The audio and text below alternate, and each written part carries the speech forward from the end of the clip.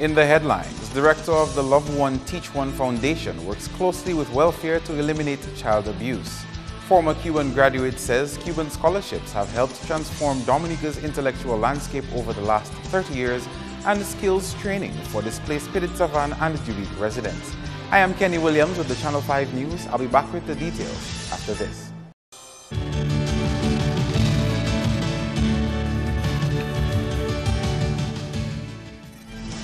First up, director of the Love One Teach One Foundation, Gloria Walsh, continues to come across child abuse cases in her voluntary work, which has to be referred to the Welfare Division.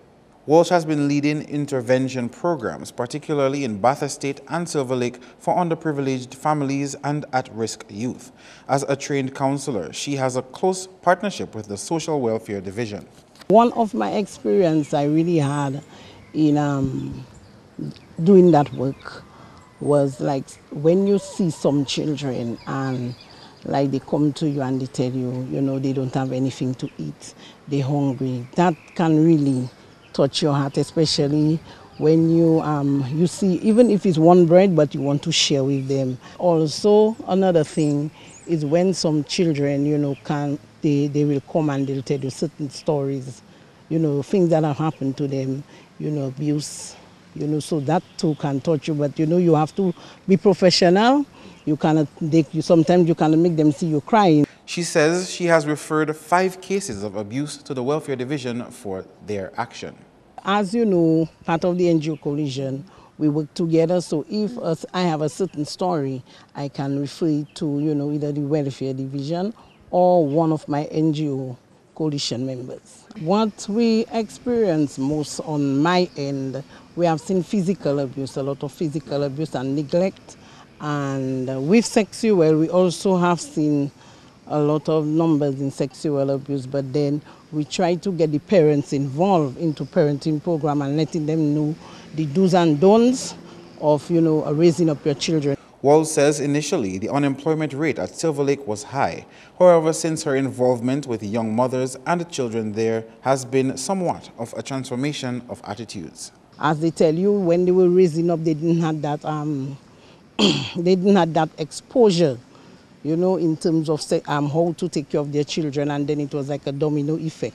So right now, some of the parents, what they are saying, they left school at 3rd form, they got pregnant, and nobody wasn't really there for them. What we see now, with the inclusion, you know, of other stakeholders coming together, some of them, they're really trying right now to see, you know, to be self-employed. Dominica has a lot to be grateful to Cuba for in this Christmas, which is traditionally considered a season of giving.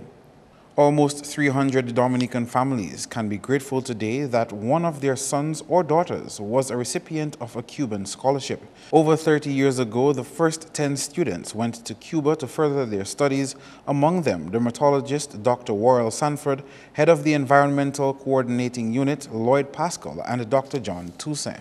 A number of these graduates are located in various parts of the world, but to this day, quite a number of them are making a significant contribution right here in Dominica. Architect Xavier McKenzie, a Cuban graduate himself, says the Cuban scholarship program has transformed Dominica's intellectual landscape. Because no one is going to tell us that we should ever forget the contribution that Cuba has made towards the development of we who studied in Cuba and the development of Dominica on a whole. McKenzie spoke at a recent ceremony to commemorate the 37th anniversary of the Cuban Scholarship Program. A 3-year program leading up to the 40th anniversary of the Cuban Scholarship Program begins next year. Displaced residents of Pitit-Savan and Dubuque are being trained in new skill areas to better adjust to their new environments. The communities of Pitit-Savan and Dubuque had been evacuated due to the destruction caused by Tropical Storm Erica last year. The Dubuque residents have been resettled in Center Grand Bay, while the housing settlements for the Pitit-Savan residents is still underway in Bellevue-Chopin. The Bureau of Gender Affairs is currently executing the Accessing Livelihoods and Enhancing Capacities ALEC program, which is funded by the Caribbean Development Bank through BNTF 7. So what the project actually seeks to do is to retool them, reskill them, introduce them to new livelihood opportunities, because moving into a host community, there may be niche market opportunities there. There may be opportunities to replicate some of the things that they did in their former community. So we have this project ongoing. So we have a number of skills training programs going on now, and we have a few that will be coming up. The ALEC project was initially carded to end in December, but is now extended to early 2017. In terms of the implementation, we've encountered some constraints, so there may be need to extend the project so that we can reach the full objective of the project. But what I can say is, so far we've implemented sewing programs. We've implemented the computer literacy program. We've been partnering with the Ministry of Agriculture. We've been partnering with the Ministry of Commerce. And we've been partnering with other departments within our own ministries as well, to ensure that beyond the life of the project, there is sustainability and there is continuity. The Bureau of Gender Affairs will be partnering with Canada Local Fund Initiative to continue its work in gender equality awareness in the new year. What we intend to do is to certify some of the persons who are involved in gender equality work, so that they can have some sort of certification to show that they can conduct gender analysis, that they can implement gender mainstreaming tools and strategies and so on. So that's another activity that we'll be implementing in January. In other news, a more extensive reach in the Kalibishi community is on the cards for its very first community policing program. Here is Andrea Louis with more. The Kalibishi Community Policing Program is geared at reducing incidents of criminal activity in the community through increased patrol and sensitization. Chairman of the program says visitors to the community have felt a difference since the inception of the program, and plans are to extend the awareness in 2017. We plan to do more community town hall meetings. We have a lot more workshop and training for the security team. We have a lot more educational training and sessions for the public themselves. We plan to meet also with the business owners, the guest house owners, the hoteliers down there. That's our plan of action so far. Despite the positive influence in the area in its 4 months of existence, there are still challenges to the program, and Marie is calling on residents to be more alert and aware of their surroundings, especially during the Christmas season. We've had some break-ins here and here, some of the houses down there, and we're just sending a message out to those delinquent people who just prey on people who are looking so vulnerable. And at this time, especially Christmas season, everybody looking for a gift. But there are some people looking for a gift to just take from who they think have a little more. I think sometimes when you secure one area, the perpetrators seem to focus their attention on the other areas. So I think that's what's happening. The police force also helps in the community policing program, and Marie is calling on the officers rotated to Kalibishi to come on board with the initiative to make it more successful. What we realize that the policemen who were there with the starting of the initiative, they might not be there coming January. We would like them to also come on board, because we don't want to make it feel like, okay, community policing, there's a committee in place, and then we have to do the work of the police. That's not it. We want them to get involved. It's a collaboration. So we want the policemen to also work with us, be on the alerts, do more patrols, because those, well, I should say the previous set that were there, they were on board. So the new set, we just want them to come on board and make it happen. The Kalibishi Community Policing Program was launched in August. Andrea Louis, Channel 5 News. A quantum has not yet been decided by a group of manufacturers interested in a proposed loan facility by government. Manufacturers have discussed using the recent quantum of finance offered for the hotel and farming sectors to inform the conditions to be presented to the government. Government recently made available loan facilities of $15 million for hoteliers and $10 million for farmers to develop their businesses. One of the concerns which came up in discussions among the manufacturers is proper factory space to develop their operations. Regards to factory space, for example, and even dealing with the aid bank, it is going to be important that if we seriously want to get into manufacturing and get to the level that we really want to go, that we have to at least have one facility where people can come and produce, where the conditions meet the standards that are required. So, again, I will make another reference. If there is $20 million available for manufacturing in Dominica, are we going to tell the government, can you put $2 million aside to improve a building structure that meets the standard for production? We can bring in, we can then look at the manufacturers that can actually occupy and produce within this facility, knowing that every manufacturer does not have to go creating the environment for them to be able to produce. Mackenzie says creating an environment where standards are adhered to is especially critical for those conducting their manufacturing processes in a home setting. Just having the sanitized environment for producing is beyond any one of us already. And responding to the government's offer, we have to be able to look at the various areas. There are some products that you see well packaged, but then you do not know where this product is being made.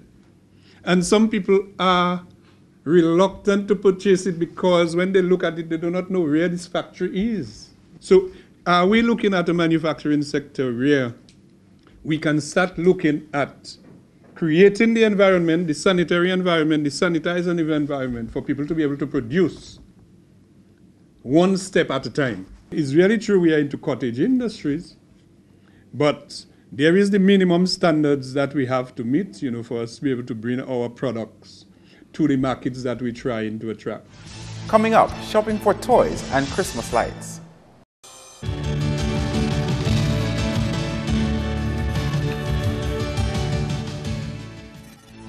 Thanks for staying with us. An organization which aims to build self-esteem among youth while changing their mindsets against violence is said to be seeing signs of success.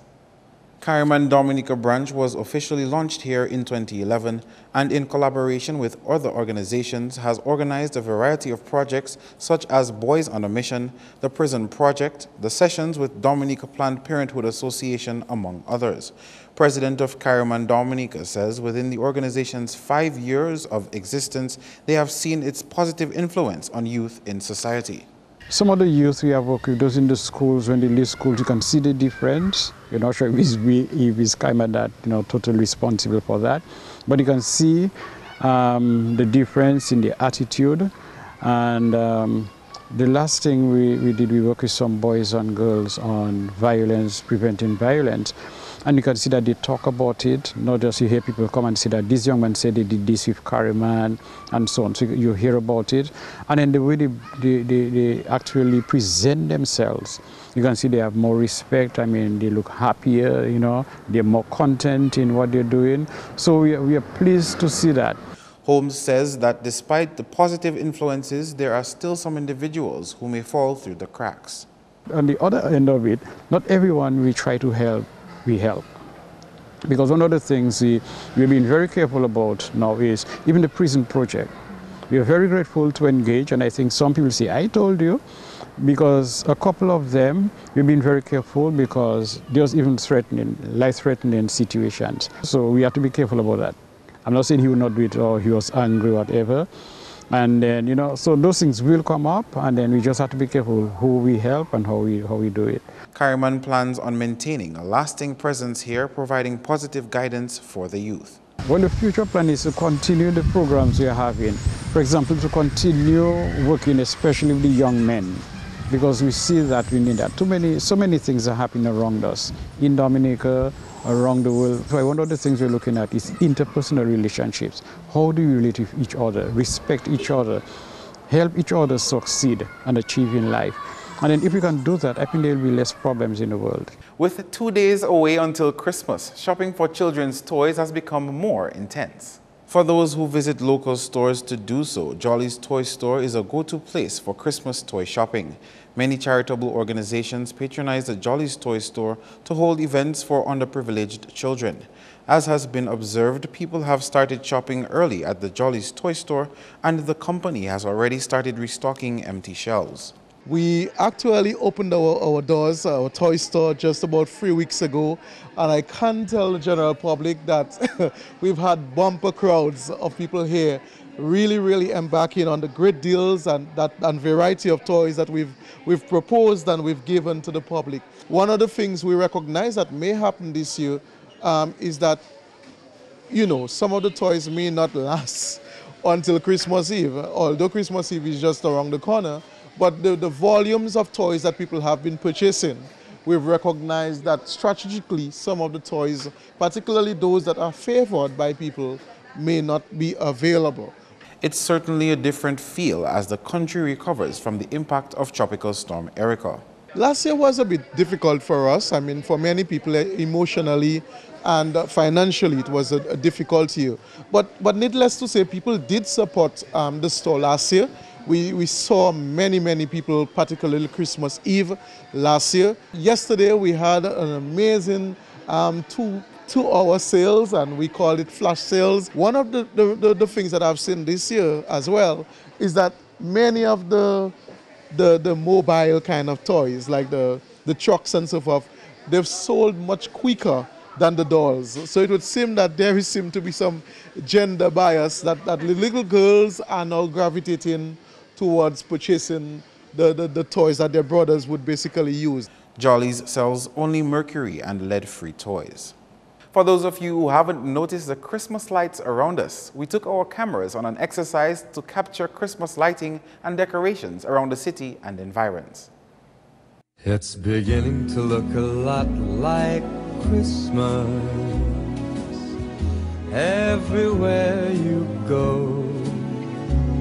Take a look at the 5 and 10, it's glistening once again, with candy canes and silver lanes that glow. It's beginning to look a lot like Christmas. Toys in every store, but the prettiest sight to see is the holly that will be on your own front door. A pair of hop-along boots and a pistol that shoots is the wish of Barney and Ben. Dolls that'll talk and will go for a walk is the hope of Janice and Jen. And Mom and Dad can hardly wait for school to start again.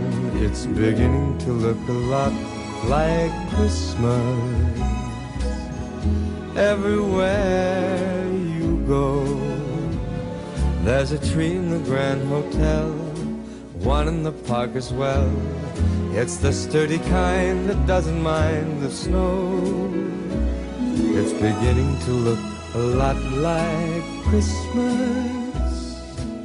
Soon the bells will start, and the thing that'll make them ring is the carol that you sing right within your heart. Your sports highlights is next.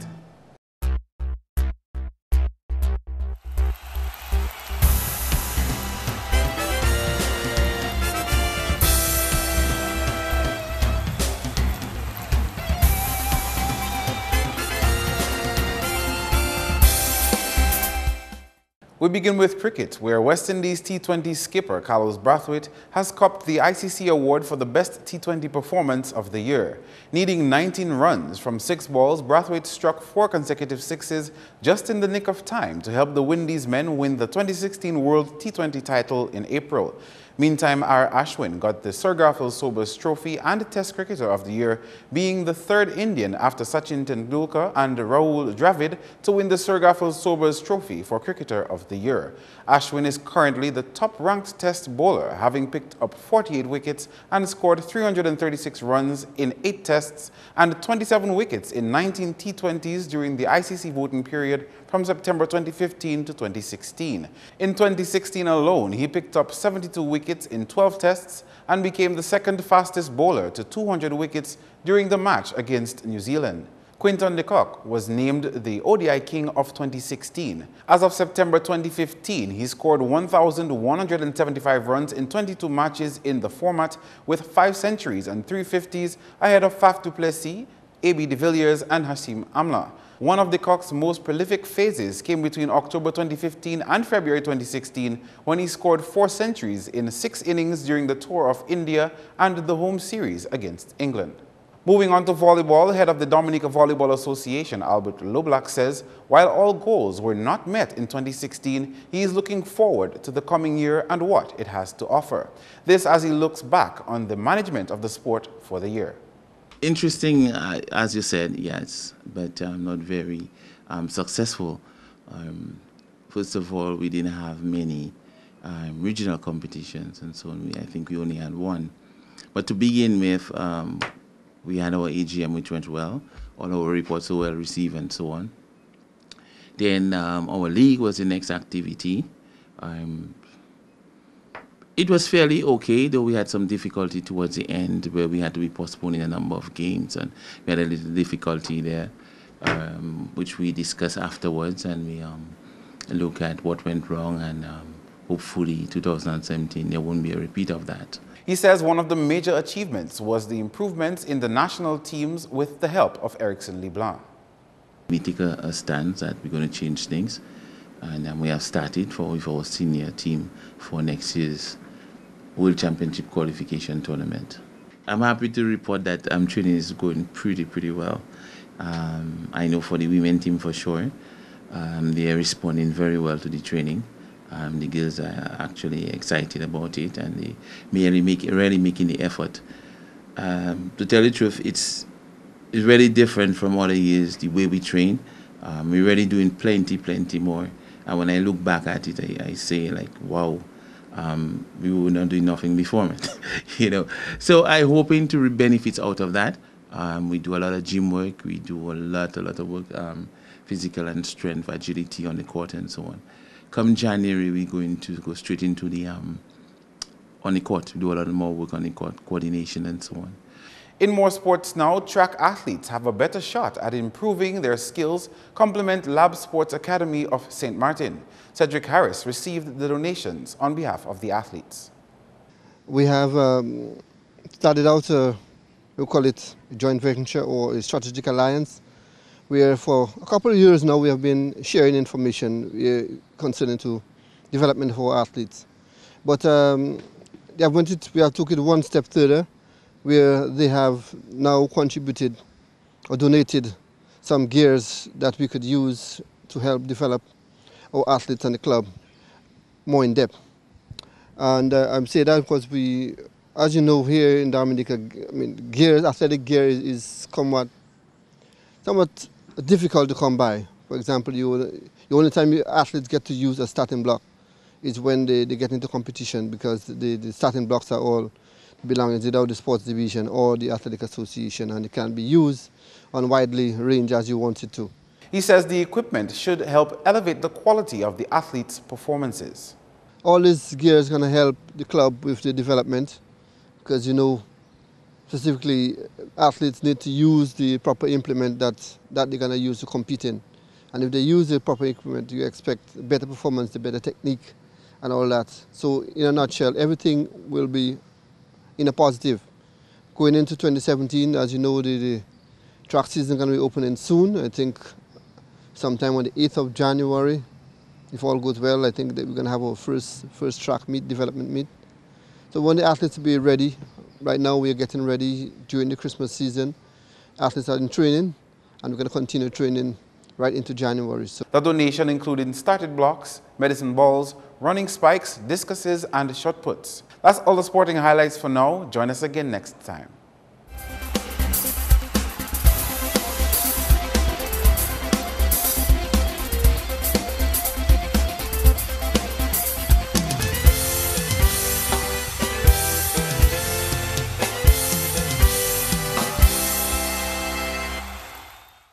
Your weather report is next.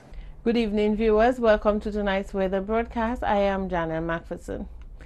Infrared satellite imagery today showed this area of multi-layered clouds associated with a trough system. Cloudy skies were observed across Dominica this afternoon.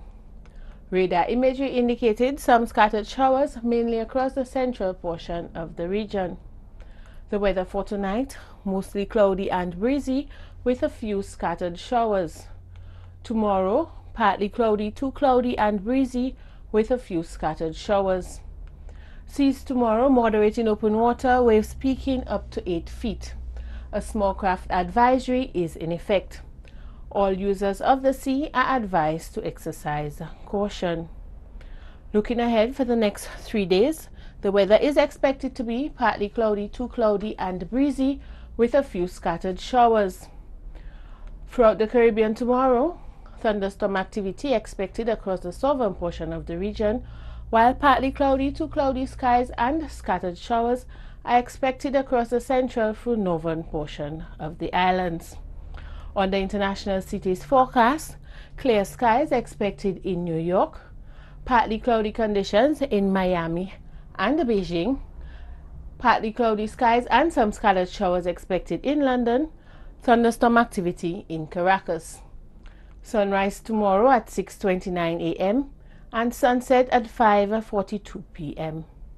For up-to-date weather information, visit our website at weather.gov.dm or call the weather hotline at 447-5555. Thank you for viewing and have a good night. To end the news, the headlines again. Director of the Love One Teach One Foundation works closely with welfare to eliminate child abuse. Former Cuban graduate says Cuban scholarships have helped transform Dominica's intellectual landscape over the last 30 years and skills training for displaced Piditsavan and Dubique residents. Feel free to contact us at news@MarpinNews22ndDec2k16. You can also access our past newscasts on our YouTube channel. On behalf of the entire production team, I am Kenny Williams.